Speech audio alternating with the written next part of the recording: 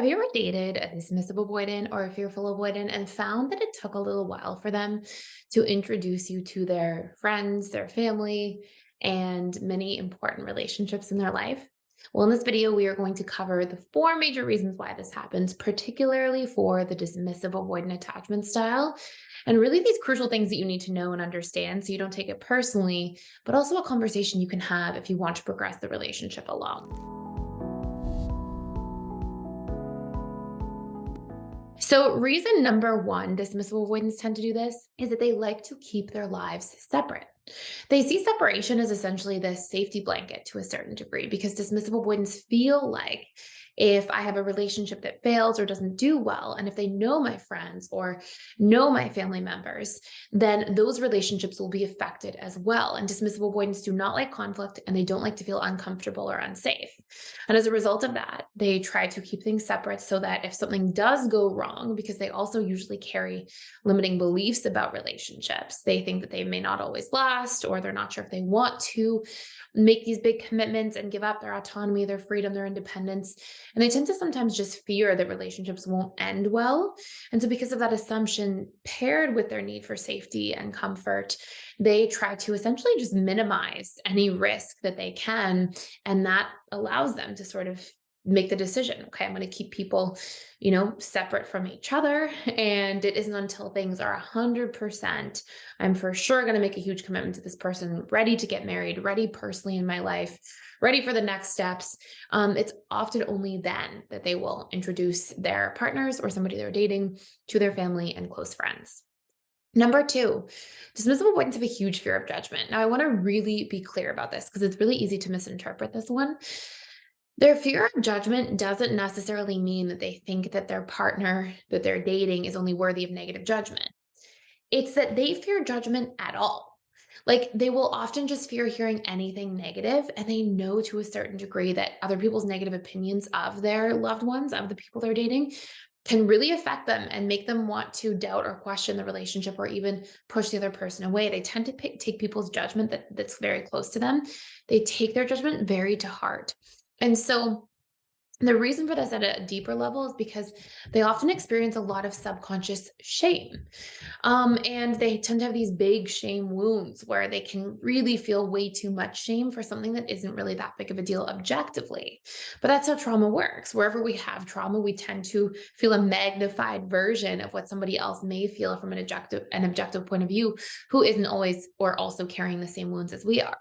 So for a dismissive avoidant, if somebody says, oh, your partner's nice, but she's a little XYZ, right? They say anything small. She's a little too, over the top, or she's a little too, whatever the judgment might be.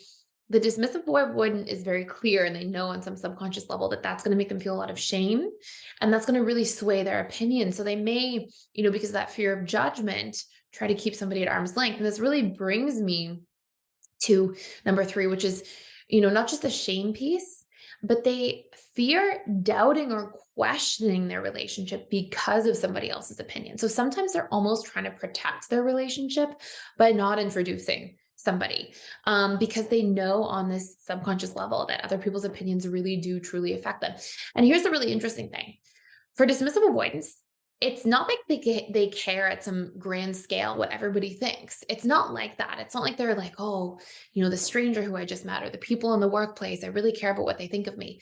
They tend to really not care about those people, but they really care, usually in particular, about what their closest friends think, like the, couple people that are closest to them, and what their parents think. And they tend to hold those opinions on a really high pedestal, and they know that those opinions are going to affect them.